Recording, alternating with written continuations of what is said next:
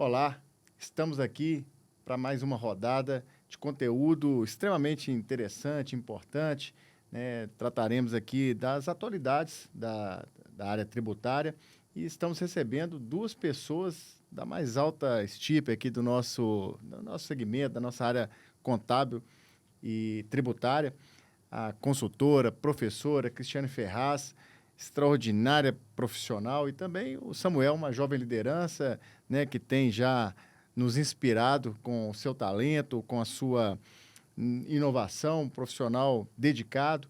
E hoje a gente vai tratar aqui, né, Cristiane, né, Samuel, das novidades do ano de 2025.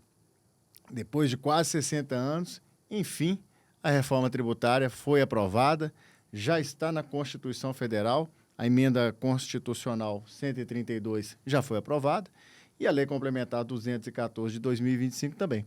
Portanto, as diretrizes da reforma tributária já estão postas, né, já está normatizado e agora é aguardar na prática, né, como que vai ser essa mudança que vai impactar toda a área contábil, toda a área tributária do país. É uma revolução, né? São 174 países e agora o Brasil se ajunta, portanto, 175 países com um modelo de tributação diferente daquele que nós tivemos ao longo desses anos, um modelo que tributava muito o consumo e talvez nem tanto patrimônio e renda, e agora a gente dá uma guinada, vai para um modelo onde, né, teremos um enfoque maior sobre, né, a tributação sobre patrimônio e renda e uma readequação, né, uma reformatação da tributação sobre consumo. Então, a partir de 2026, a gente já começa com um novo modelo e tributos que a gente se acostumou a trabalhar durante décadas, né, como o ICMS, o ISS, o PIS, o COFINS, deixarão de existir. Gente, não é a partir do ano que vem, não. São pelo menos 10 anos aí de transição, mas passa como um estalo de dedos, né? 2026 está na esquina, daqui a pouco chega, e aí entra o período de teste. Como muitos já sabem, PIS e COFINS, tributos de competência da União, deixarão de existir no futuro próximo e se transformarão na CBS, a contribuição sobre bens e serviços, enquanto que o ICMS e o ISS, tributos de competência da União e dos municípios, respectivamente, também deixarão de existir e serão substituídos pelo IBS, o Imposto sobre Bens e Serviços, um tributo não cumulativo, né, que se espera que tenha não cumulatividade plena, né, um modelo de tributação em que cada etapa da cadeia produtiva se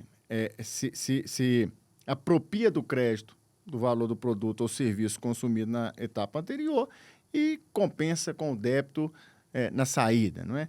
Então, todos esses 4 tributos, PIS, COFINS, ICMS e ISS, IPI pode-se dizer também, porque IPI permanece, mas para algumas situações específicas, como é o caso da Zona Franca de Manaus, e eles passam a ser substituídos por essas duas espécies tributárias, né? CBS e IBS, que, na verdade, é o IVA, Imposto sobre Valor Adicionado, Imposto sobre Valor Agregado. O Brasil, um modelo diferente um pouco do restante do que a gente conhece aí mundo afora, é o IVA dual, porque nós temos ali na mesma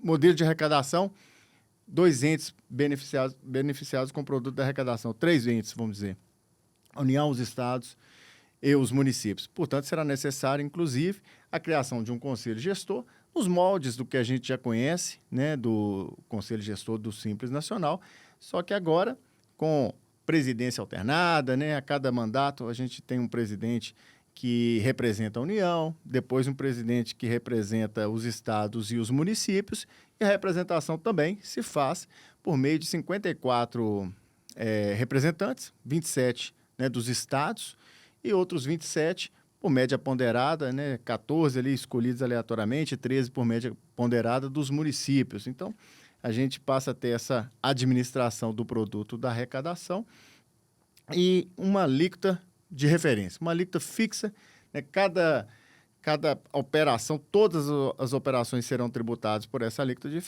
referência, sendo certo que os municípios e os estados poderão, se quiser, trabalhar com uma alíquota diferente daquela, né, de referência. Há estudos que dizem que essa alíquota gira em torno de 26% a 28%, o certo é que ainda não está definido, mas um impacto significativo também nessa reforma tributária é que o produto da arrecadação, ao contrário do que se observa hoje, ao invés de ser direcionado à origem do consumo, ele vai para o destino. Então, muda completamente a administração financeira dos 5.500 municípios, país afora, né? Então, não vai mais fazer sentido uma empresa se instalar em determinado local simplesmente por conta de benefícios fiscais. Afinal de contas, o produto de arrecadação não vai para onde está estabelecida a atividade econômica, mas sim para onde essa atividade econômica é desenvolvida,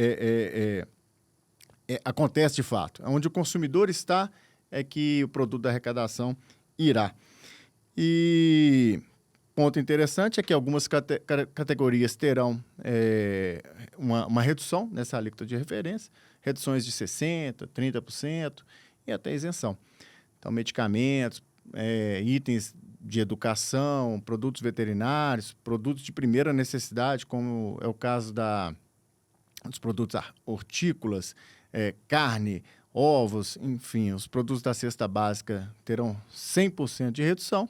E eu quero chamar a atenção aqui aos profissionais liberais, né? Nós nos incluímos nessa categoria. Então, médicos, contadores, advogados, engenheiros, dentistas, todos eles terão uma redução na alíquota, né? Da alíquota de referência, nós seremos tributados com 30% a menos. Bom, em linhas gerais, são pontos relevantes que eu gostaria inauguralmente de trazer aqui para a nossa conversa, mas eu já quero logo trazer aqui também para o papo a consultora e professora Cristiane para falar para a gente sobre os manuais, Cristiane, da Receita Federal, né? Nessa toada aí da reforma tributária, eu acho importante a gente trazer aqui para a nossa audiência um pouco do que está acontecendo aí com a Receita Federal e os manuais que estão sendo editados. Primeiramente, agradeço aos colegas pelo convite. É um prazer estar aqui com vocês.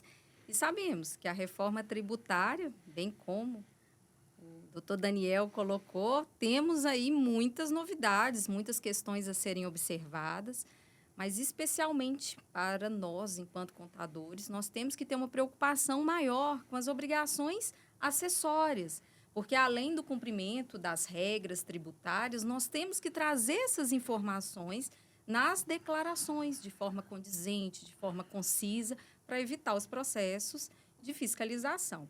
E bem nesse sentido, temos novidades. Por quê? A reforma tributária, ela vai trazer aí um período de transição, mas esse período de transição para cumprimento das obrigações acessórias já inicia agora. Outubro de 2025, nós já temos algumas adequações nos documentos fiscais que precisam ser parametrizados, os sistemas precisam ser ajustados, e isso com afetação direta no quê?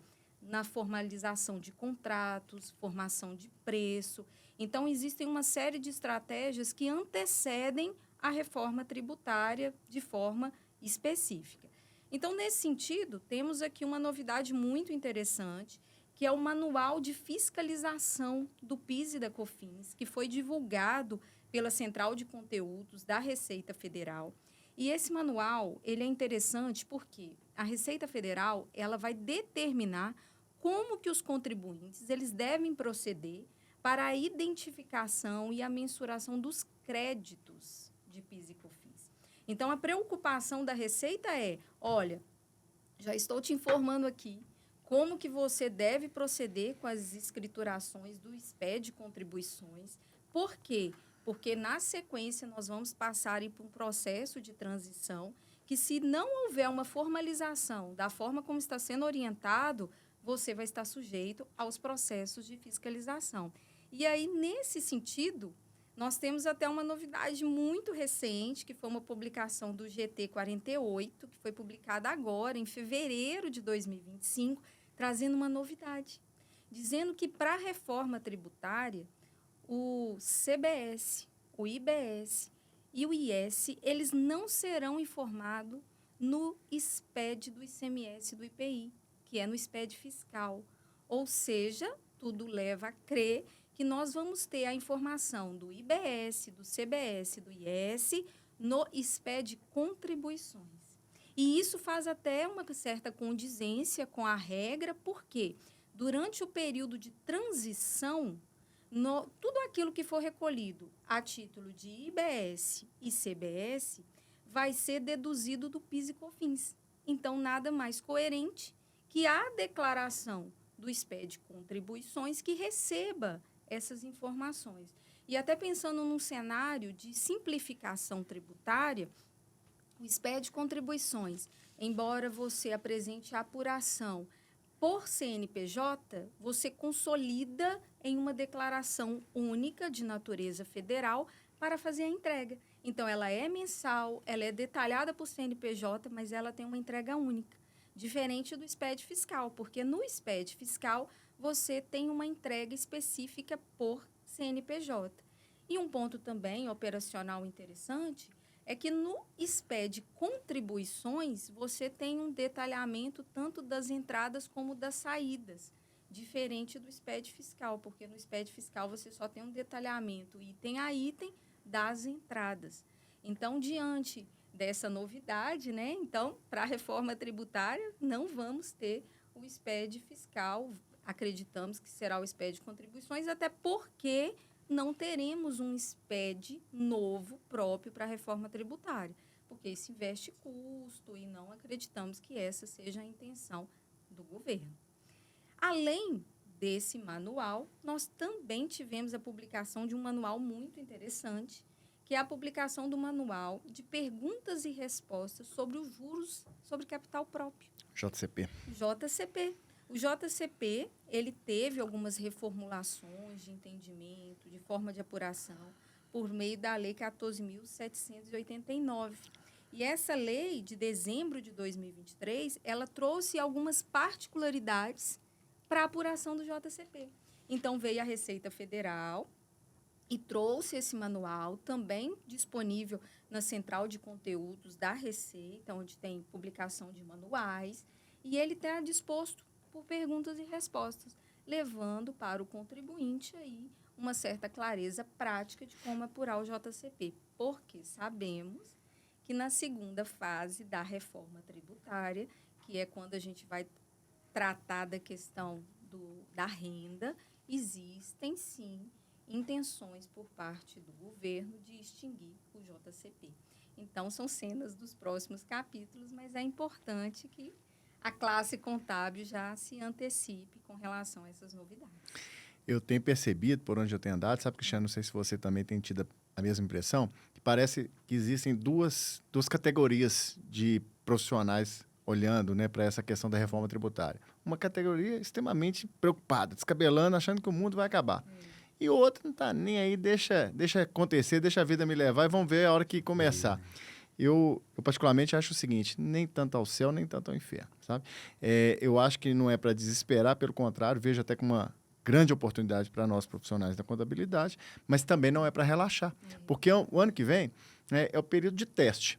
Mas, como você disse, já deve começar o trabalho agora, né, de fazer planejamentos, verificar se, por exemplo, as empresas do Simples Nacional farão, como podem, né, isso é facultativo, apurar IBS e CBS pelo modelo geral, ou apurar o simples, como é feito, né, dentro daquelas faixas, mas aí essas empresas não conseguirão transferir crédito cheio, né? Então, esse estudo vai ter que ser feito. As empresas, as imobiliárias, por exemplo, quem trabalha na área imobiliária, com locação de imóveis, enfim, precisa também se adequar, né? Tem que verificar os contratos. Questão do crédito, né? Vai precisar homologar esse crédito. São 20 anos o prazo aí de compensação, de restituição, mas para receber, primeiro tem que apurar, tem que homologar. A Receita Federal tem que, né, checar esses valores, enfim. Então, há uma série de operações que precisam ser feitas, né? E tem até um ponto interessante que a gente precisa se preocupar, que é a questão do compliance tributário. A conformidade fiscal e tributária, ela nunca se fez tão necessária igual é agora, porque a questão de cadastro, revisão de parâmetros, análise de contratos, tudo isso é um trabalho que vários departamentos da empresa precisam de ter consciência para poder fazer, não só quando a reforma entrar em vigor, porque mesmo as empresas de software que estão trabalhando com as parametrizações de sistema, elas só vão adaptar qualquer sistema que seja depois que houver a regulamentação. Então, até que isso ocorra, a empresa tem que se antecipar a esses trabalhos, para avaliar quais serão os reais impactos da reforma tributária, para ter planejamentos que sejam condizentes com a realidade. Porque, senão, se esperar a regulamentação para fazer esses trabalhos, realmente tem muitas empresas que vão ficar desesperadas, né? Até porque uma das premissas da reforma é a simplificação. Isso. Mas a simplificação, me parece, ela vai muito ao encontro do contribuinte, do consumidor final, né? O consumidor final hoje ele tem muita dúvida de entender como que funciona a tributação, especialmente sobre o consumo. Então, o sujeito vai comprar um celular, por exemplo, e paga R$9.000. Se ele perguntar para o vendedor quanto de tributo tem aquela operação e ele disser que tem R$3.000, na cabeça do consumidor, muitas das vezes ele vai entender o seguinte, que a carga tributária é de 33%. Mas não é de 50%, porque se 3.000 é tributo, quer dizer que o produto custa 6, metade de 6 é 3, portanto, 50% do valor do produto é tributo. E com a reforma, não vai mais o celular ser anunciado por 9.000, será anunciado por 6.000, mais 33% se for a carga, né? Aliás, mais 50% se for a carga, ou mais 26% ou 28%, depende daquela resolução do Senado. Mas, para os profissionais da contabilidade, simplificação me parece que é uma coisa que a gente tem que ir com muita parcimônia. Não vejo assim, né? Eu até tenho dito o seguinte, que do ponto de vista da complexidade tributária, para quem opera com o tributo, como diria aquele que se intitulou como sendo o maior nome da música popular brasileira, né? O Antônio Carlos Gomes, Belchior Fontinelli Fernandes, o grande Belchior dizia, né? Minha dor é perceber que, apesar de termos feito tudo que fizemos, ainda somos os mesmos e vivemos como os nossos pais. Então, provavelmente, nós vamos continuar vivendo como os nossos pais, né? Vai continuar sendo tão complexo quanto a gente já tem observado. E são 10 anos aí, né, trabalhando com 2 sistemas, pelo menos 10 anos trabalhando com 2 sistemas, que vai exigir de nós, profissionais da contabilidade, muito estudo, muito conhecimento, né, para que a gente possa assessorar os nossos clientes, né, prestar bons serviços de consultoria, enfim, prestar um relevante trabalho para a sociedade. Bom, eu quero trazer aqui para a nossa conversa o Samuel, e gostaria, Samuel, que você tratasse para a gente também de uma outra novidade da área tributária em 2025, que são as transações tributárias, né? Transação tributária que está previsto lá no Código Tributário Nacional de 66, quase 60 anos aí, e por quase mais de 50 anos isso ficou escanteado, salvo engano, em 2020, me parece, que houve uma legislação que tratasse da transação tributária. Até então a gente conhecia os refis, né? Aqueles parcelamentos extraordinários, né, indistintamente, todos os contribuintes, em geral, eram favorecidos, mas agora a transação tributária traz uma nova vertente, né, um novo modelo de buscar aquele crédito de difícil ou quase impossível recuperação, trazendo benefícios maiores ou menores, a depender da condição de pagamento, a dificuldade econômica do devedor.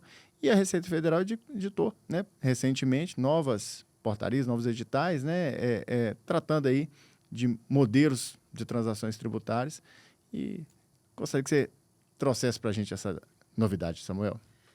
Perfeito, Daniel. Primeiramente, bom dia, né? Obrigado aos colegas pelo convite. Prazer estar aqui com vocês, poder compartilhar das novidades do cenário tributário. A gente está fazendo esse voz contábil, né, para o nosso conselho, para os nossos profissionais. Bom, sobre as transações, a gente separou 4 transações que estão em voga, basicamente. Seriam elas a transação sobre planejamentos tributários, considerados como evasivos. Então, está no edital da PGFN número 25, de 2024. Todas as transações que eu for citar, elas estão com prazo de vigência até 30/6 de 2025. Então, é uma oportunidade para os contadores, né, estarem identificando essas oportunidades com seus clientes, estarem ainda tempestivamente comunicando e também se antevendo aí, melhorando aí a situação do cliente que se encontra como devedor perante a Receita, vamos dizer assim.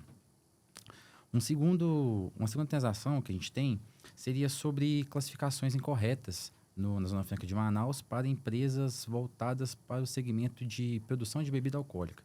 Então, não é incomum nós identificarmos alguma classificação de NCM ou então alguma classificação de cadastro mesmo que tenha levado a uma apuração incorreta, uma apuração com imperícia e, posteriormente, enfim, a Receita chegou a fiscalizar e identificar essa situação.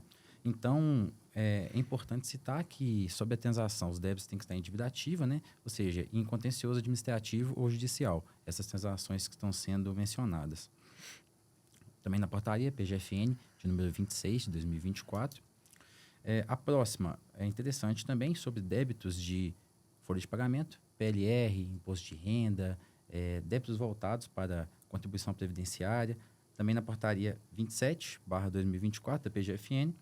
E para pessoas físicas, né, a gente não tem uma data limite, a Receita tem disponibilizado, estando aí em dívida ativa na PGFN, até 15 milhões, superior a 15 milhões na verdade, e dívida de FGTS superior a 1 milhão. Gostaria de fazer uma breve complementar o tema citado anteriormente, tanto sobre a reforma quanto sobre a simplificação das obrigações acessórias, fazendo menção a uma legislação, Lei Complementar 199, né, que veio para simplificar as obrigações acessórias. Eu tenho acompanhado também a reforma e com o intuito de aumentar tanto a neutralidade, com a finalidade que o Daniel citou, de que o imposto chega a ser para o estado de destino, no caso, né? Ou seja, a gente vê que o aumento da neutralidade ele vai ser não somente para empresas do exterior terem mais interesse em investimento no Brasil, mas também entre os estados, enfim. Nós vivemos num país de tamanho continental, então é muito importante ter essa equidade, vamos dizer assim, essa igualdade.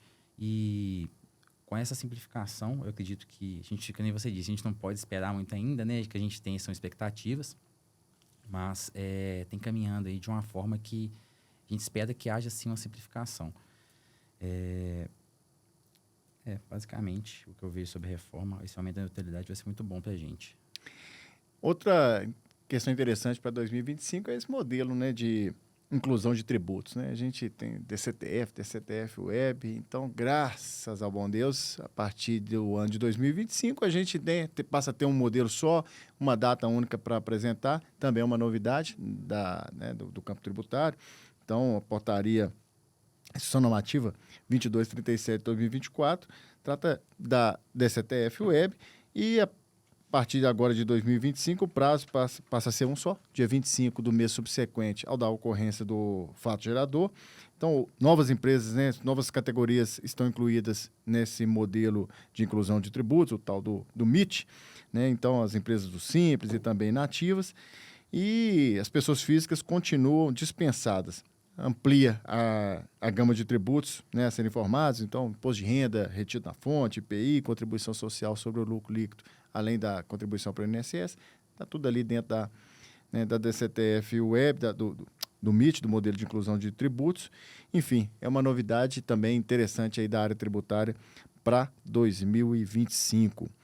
Outra situação interessante, o governo está, né, atento a essa questão das desonerações, vamos dizer assim, né? Então, nós temos uma declaração, não é, Cristiano, que trata dos incentivos, das renúncias fiscais, dos benefícios. A DIRB, né? Mais uma obrigação aí que cabe ao contribuinte e, por consequência, são os profissionais da contabilidade que cuidam, né, da gestão dessa obrigação. Queria que você explicasse para a gente um pouco aí sobre essa declaração aí para quem tem os benefícios fiscais, incentivos, enfim. A Receita Federal, ela trouxe para a nossa realidade a figura da DIRB. A DIRB, ela veio por meio da Instrução Normativa 2198, de junho de 2024, com o objetivo de que toda pessoa jurídica que tiver operações beneficiadas, que tiver incentivos, que elas tenham que declarar isso para a Receita Federal. E aí ela vai colocar que são as pessoas jurídicas, as isentas, as imunes, inclusive as SCPs. E aí, qual que é o objetivo da DIRB? Você informar todo valor que você obteve como benefício por implantar alguma estratégia tributária. Aí você fala assim, meu Deus, mas como que eu vou declarar isso? O nível de exposição. E aí, essa obrigatoriedade, ela veio desde o início de 2024, desde janeiro de 2024, sendo a entrega mensal até o dia 20 do segundo mês subsequente ao de ocorrência do evento. Mas aí, qual que é a super novidade para o ano de 2025? Que a Receita Federal, ela havia listado quais eram os benefícios que estavam dispensados de declaração. Aí chegou no ano de 2025, ela foi lá e riscou praticamente todos esses benefícios.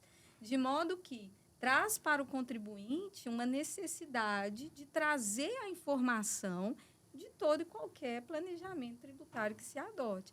Aí aquela questão, até que ponto que seu planejamento é elisivo e evasivo? Aí é o cuidado que tem que se tomar. E, principalmente, eu vejo que a DIRB ela vai muito de encontro com o fim do PIS e da COFINS. Por quê? Porque no PIS e COFINS você tem ali uma série de benefícios, é até a maior parte dos benefícios que foram listados na DIRB. E o que a Receita quer saber? O que os contribuintes estão obtendo de economia, porque a maior parte dos benefícios estão atrelados a PIS e COFINS, para avaliar qual que vai ser o impacto disso com a entrada da CBS. Então, assim, é uma questão especulativa, mas que a gente, enquanto estudioso da área tributária, a gente faz algumas análises com relação aos objetivos, reais objetivos das obrigações acessórias, e é o que, de fato, a gente acredita que a Receita pretende verificar. Então, assim, é uma questão delicada você informar a questão de incentivos e benefícios fiscais, mas tem que se atentar, porque se você deixa de entregar, tem aí sérias penalidades e é um ponto que hoje o contador ele se responsabiliza. Então, a gente tem que pensar qual que é o impacto da economia tributária, quais são os benefícios, o que você declara e, principalmente, quais são os reflexos disso dentro da contabilidade e dentro das apurações fiscais. É isso aí. Ô Samuel, tem um tema que é muito interessante e que envolve as grandes empresas, né, as multinacionais, que é a erosão da base tributária, quando conglomerados econômicos, grandes empresas, né, como diz, multinacionais, transferem o resultado obtido num país para outros países de base tributária menor, enfim, países que trabalham com uma tributação menor, quase inexistente, né, de imposto de renda. Então, eu queria que você trouxesse aí as novidades que relacionadas à erosão da base tributária. Perfeito, Daniel. Um tema muito interessante, um tema importante também, apesar de a gente ver ele mais em grandes empresas, né? Mas quem atua com auditoria, perícias aí, empresas multinacionais, certamente esse tema chegou em voga. Então, são as regras, né, sobre contra a erosão da base tributária, principalmente por instituição da OCDE. Então, o Brasil vem tentando entrar na OCDE já há algum tempo e, com base nisso, de forma gradativa, ele vem aderindo a alguns critérios que os países já pertencentes à OCDE aderiram.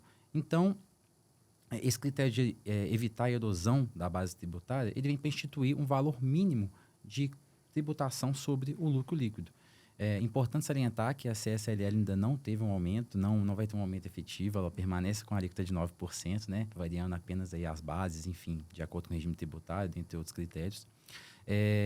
Mas já está sendo praticado. A Receita estima que 290 grupos econômicos, grandes grupos econômicos do Brasil, serão atingidos com essa... Atingidos não é uma palavra muito impactante, né? 290 grupos serão... impactados, vamos dizer assim. Enfim, né? Vão acabar tendo esse desembolso. É importante para o Brasil, então, novamente, né, adentrar a OCDE. As empresas que vão ter esse reflexo seriam, então, os grandes grupos econômicos, né, negócios que atuam com planejamento tributário internacional. Então, se a gente tem uma empresa multinacional que participa em vários países, ela tem subsidiárias, enfim, e essas subsidiárias fazem de uma forma... É como se fosse um transfer price, só que sobre o lucro. Fazendo uma analogia, assim, de forma um pouco distante. Então, seria isso. Atualmente, Novamente, não vai ter uma alteração na alíquota da CSLL, mas essa é a contribuição mínima de 15% para esses grandes grupos, dentre outros critérios que vão adequar eles a essa nova legislação. Essa situação está instituída na Lei Complementar 15.079 de 2024 e na Instrução Normativa 2228 de 2024. Meu caro, outro tema que gerou uma polêmica muito grande no início do ano foi em relação ao PIX, né? O governo editou uma portaria, me parece, depois recuou diante da polêmica que deu. Enfim, se alardeou que o PIX seria tributado. Na verdade, o PIX ele é taxado pelos bancos, né? Operações de pessoa jurídica pode ser cobrado, né? Tarifa bancária, né? Pessoa física não, o Banco Central não permite, mas não existe essa possibilidade de tributar PIX. Tributação é sobre expressão de riqueza, né? Não há campo para tributar PIX. O que se tributa é a prestação de serviço, a circulação de mercadoria e, eventualmente, o PIX seria um meio para chegar à renda ou à receita, né, daqueles que, infelizmente, observam a ocorrência do fato gerador, mas não tributa. E recebendo por PIX, talvez o governo teria acesso a essa omissão de renda, né? E aí, o governo depois acabou mudando a direção, né, daquilo que se pretendia fazer, até porque essa fiscalização sobre recurso numerário, né, espécie, isso já acontece há mais de 10 anos. Né? As instituições financeiras são obrigadas a prestar informações ao fisco, há uma cooperação entre as autarquias, enfim, as instituições financeiras com o governo. Então, o fato é que, do jeito que já estava, já era possível, inclusive, encontrar inconsistências, incongruências em relação ao PIX, mas o governo acabou mudando a direção dessa situação toda. E aí eu queria que você falasse para a gente um pouco sobre isso, sobre o PIX, sobre a financeira, né? Perfeito, Daniel. Realmente, houve a edição, né, da Instrução Normativa 2219 de 2024, salvo engano, em meados de setembro. E aí causou realmente muitas fake news, muitos clientes recebendo desesperados. Golpes, né? Recebendo boletos dizendo que era uma tributação sobre o PIX realizado. Sim. Enfim, muita gente pagando com medo de uma fiscalização, com medo de sofrer penalidades maiores. Enfim, e a Receita, por poder editar instruções normativas, portarias, ela acabou revogando a IN 2219. Porém, aí é até um ponto, assim, uma crítica, de certa forma, porque as pessoas não têm o hábito de ler, né, a legislação na íntegra. Então, escutam e dizem o que escutaram. Em parte alguma, artigo, em nenhum momento da instrução normativa foi mencionado que o PIX ia ser tributado. Apenas que a financeira passaria a comunicar movimentações financeiras superiores a R$5.000 para pessoas físicas. O que já acontece com as movimentações financeiras em conta corrente. Exatamente. E, na verdade, acontecia até valores menores, né? Acontecia com R$2.000 para pessoa física e R$6.000 para pessoa jurídica. Isso. Então, houve a revogação de forma expressa dessa instrução normativa. Porém, eu penso que o efeito foi rebote, né? Ou seja, ia ser melhor se ela permanecesse em vigor. Em detrimento disso, entrou a Instrução Normativa 2247, salvo engano, que veio substituindo isso, Instrução Normativa 2247 de 2025, substituindo a 2219. Principais artigos, né, que geraram toda essa movimentação no mercado e até no mercado contábil, houve muitas consultorias, muita gente preocupada, enfim. Artigo 9º, que cita os contribuintes obrigados a fazer a entrega da financeira, e o artigo 5º, artigo 15º, artigo 15, que menciona esses limites, né? 5.000 e 15.000, enfim, agora revogados. Juntamente com... É importante a gente trazer algumas atualizações que ocorreram tanto do PIX quanto também da financeira do PIX, dessa movimentação, seria a Decred. Então, as movimentações de cartão de crédito, elas deixam de ser entregues pela financeira e passam a ser entregues pela Decred a partir de 1 de 2025. E importante também a gente mencionar, assim como o Daniel já citou, que essa fiscalização ela já vem ocorrendo há muito tempo. Então, a Instrução Normativa 2219, ela fez apenas uma comunicação. Se o contribuinte, ele, digamos assim, atua de forma ilícita, de forma evasiva, a Receita já tem total condão de fiscalizar, de questionar, de buscar a origem desses recursos. Então, não é a Instrução Normativa ela está revogada, que permitiu que continuasse acontecendo essa forma de sonegação. Os cruzamentos são feitos entre as declarações, então os bancos eles informam, os bancos, instituições financeiras equiparadas informam a área financeira, e com base nisso a Receita ela faz um cruzamento, né, entre as declarações que a gente já conhece, DIF, social, enfim, tudo que é informado para a Receita com base da origem dos nossos recursos. Gente, quando o papo é bom, o tempo voa, né? Então a gente já está caminhando aqui para o final do nosso conteúdo, mas eu ainda tenho 2 temas importantes para tratar com vocês. Cristiane, gostaria que você falasse para a gente sobre também as novidades, né, na área tributária relacionada aos estados. E depois, Samuel, na sequência da Cristiane direto para você, eu queria que você falasse também das novidades em relação ao judiciário, né, as decisões do STJ, que tem impactado a área tributária. Eu só pediria que vocês pudessem utilizar aqui o poder de síntese, porque realmente o tempo é curto para tanta informação que a gente precisa, né, tratar. Então, Cristiane, o que tem acontecido aí de novidade na área tributária em relação aos estados? Falar de alterações tributárias em âmbito estadual é sempre uma novidade, né?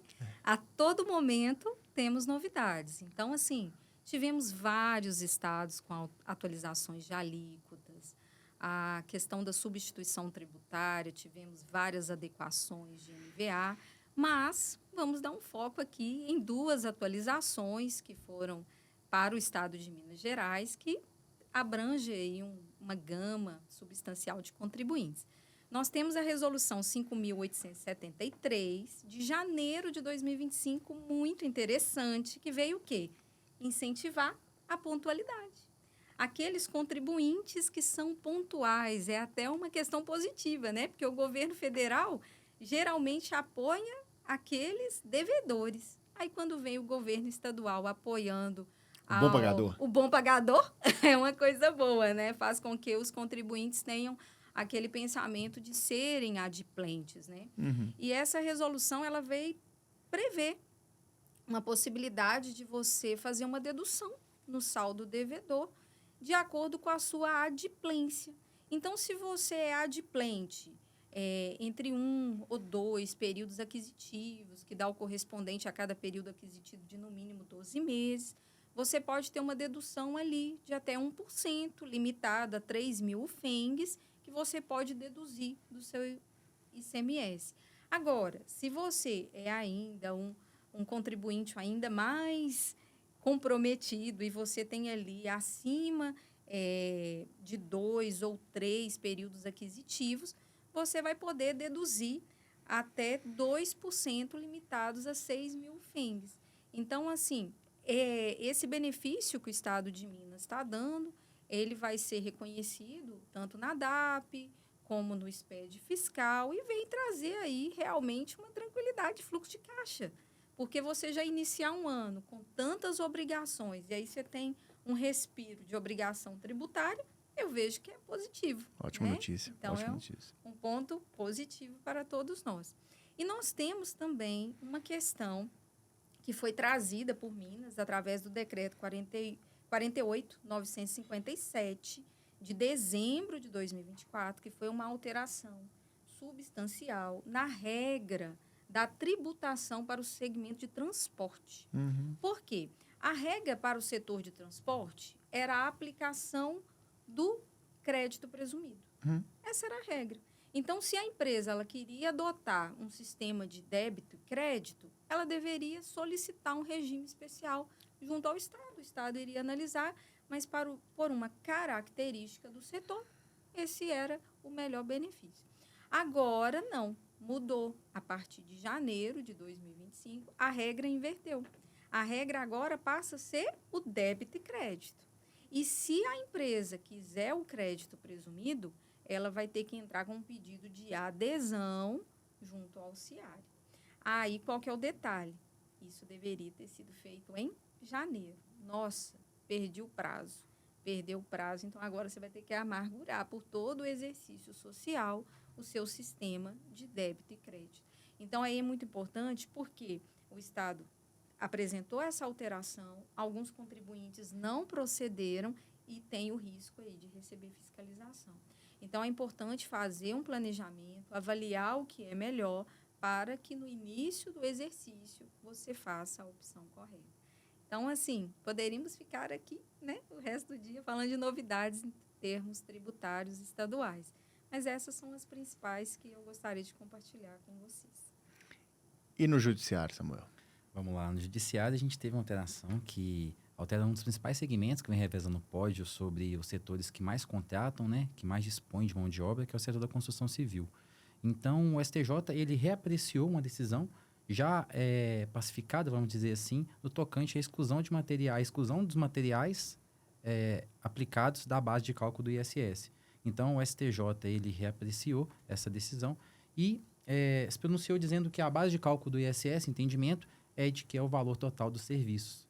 Então, o Conselho Nacional dos Municípios, ele se pronunciou também, com base nessa decisão do STJ, de forma a orientar os municípios de que vocês podem agora editar uma legislação mencionando que essa exclusão não mais ela é permitida. Então, fica facultativo, né, os municípios fazerem essa exclusão ou não. A Lei Complementar 116, ela institui alguns pilares, porém ela deixa para que os municípios, eles, dentro da sua singularidade, definam alguns critérios de exclusão ou não, enfim, alíquotas, para alguns segmentos no seu território. E essa é uma decisão que está em voga. Os municípios, alguns, já começaram a se pronunciar, ou seja, já começaram a impedir que essa exclusão dos materiais aplicados elas sejam praticadas à base de cálculo do ISS. E isso vai impactar muito o mercado, né? De forma até a gerar, talvez, uma guerra de municípios. Ou seja, eu vou abrir minha empresa nesse município aqui, porque lá ainda não tem essa legislação, eu consigo excluir da base de cálculo do ISS. Então, salvo as empresas de construção que fabricam o próprio material, por exemplo, no canteiro de obra fabrica o tijolo, enfim, e ele emite uma nota fiscal de venda para o cliente, tributada com destaque do ICMS, todos os outros produtos que compõem a mão de obra eles terão que ser inclusos também na base de cálculo do ISS. Então, vai ter uma mudança aí nos próximos capítulos. A boa notícia é que em breve a reforma tributária chega, né, na substituição do Imposto sobre Serviços, do ICMS, e aí não tem mais essa discussão, né? Tributação por destino, então não vai impactar legislação local. A lei é uma lei complementar que vai disciplinar, então, né, em breve esse problema deixa de existir. Mas até lá, né, infelizmente, nós temos isso. Muito obrigado, Cristiane. Eu que agradeço. Obrigado, Samuel, mais uma vez, né, podemos ter aqui uma conversa tão agradável, né, assunto extremamente importante. E eu convido a você a seguir Voz Contábil nas redes sociais, no LinkedIn, no Instagram, no YouTube. Curta, compartilhe, né? Clique lá para você receber as notificações, porque a gente tem sempre conteúdos da mais alta relevância. Até uma próxima oportunidade e um grande abraço a todos.